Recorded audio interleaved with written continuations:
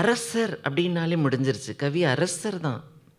அதுக்கு மேலே நானா கிரீடத்தை தூக்கி வைத்து கொண்டு நான் ஏக சக்கரவர்த்தி, நான் ஏகாதிபதி சக்கரவர்த்தின்னு எத்தனை பேர் கூக்களக்காடு போட்டுக்கொண்டு இருந்தாலும் கூட சாகா வரம் பெற்ற ஆண்டவனுக்கு இணையான அரசன் அரசன் தான்.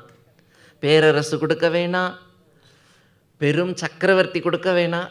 உங்களுக்கு புரிஞ்சிருக்கும்னு நான் நினைக்கிறேன்.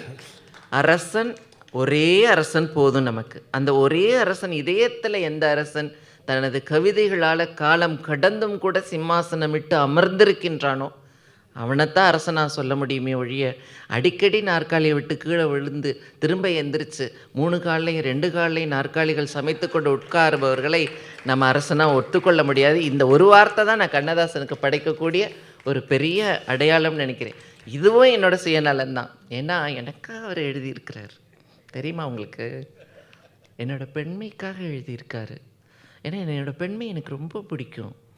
நான் என்ன ராணியாக உணர்றேன்னு சொல்கிற பொழுது என்னோடய அழகையும் அது இருக்கோ இல்லையோ எனக்கு தெரியாது. ஆனால் நான் என்னை அழகாக உணரும் பொழுது எனது கலை அழகாக தெரிகின்றது. எனது கலை அழகாக தெரியும் பொழுது எனது நடனம் அழகாக மிளிர்கின்றது. என் நடனம் அழகாக மிளிரும் பொழுது என் சூழல் பூங்காவனமாக மாறுகின்றது. என் சூழல் பூங்காவனமாக மாறும் பொழுது அது ரசிகர்கள் என்னும் பலவித மலர்கள் மனம் பரப்புகின்றன.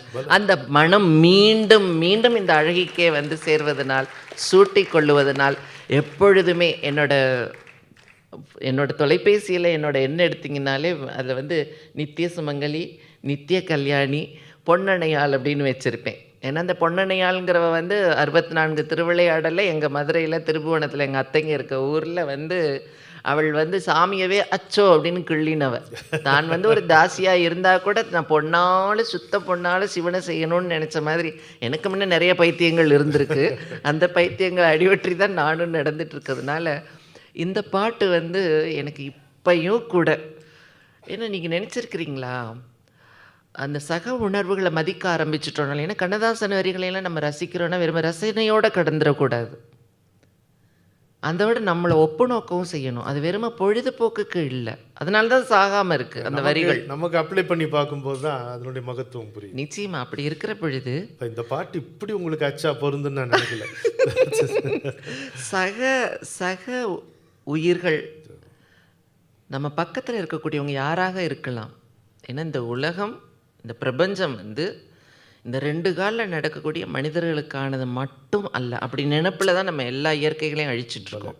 கண்ணில் இதுவரைக்கும் பார்த்த, உணர்வால் இதுவரைக்கும் அறிந்த, இதுவரைக்கும் அறியவே அறியாத அத்தனை உயிர்களுக்கும் உரிமைப்பட்டது இந்த பூமி.